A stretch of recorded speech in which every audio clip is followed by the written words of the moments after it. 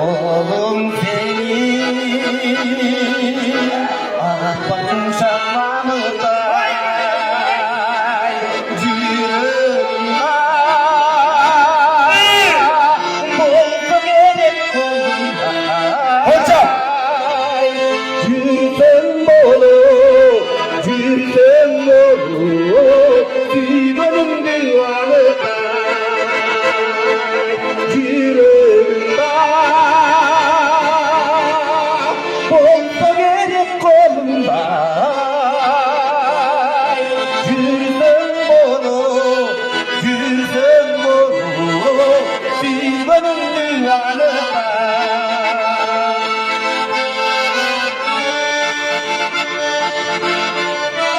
Konça oturasın, konça.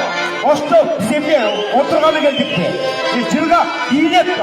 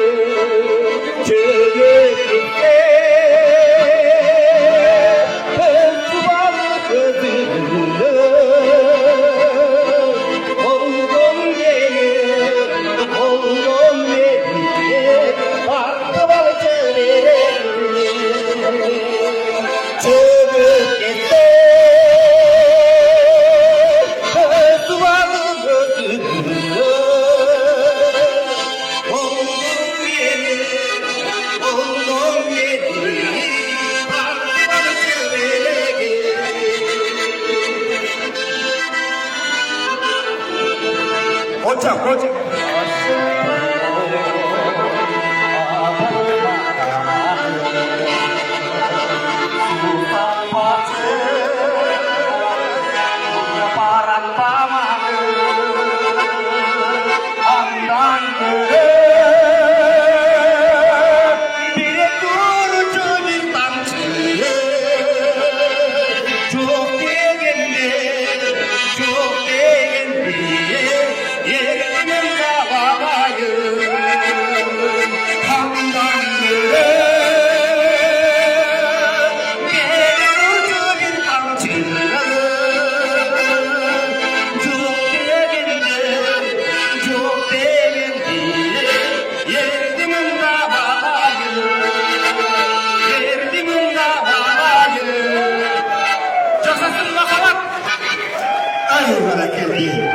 Aparken kanlı, altmış kat, bir tane kadar tanır. Ölçemleri daha kudular. Hırmatlı tuğanlar, harmeri baskanlar toplanıp oturup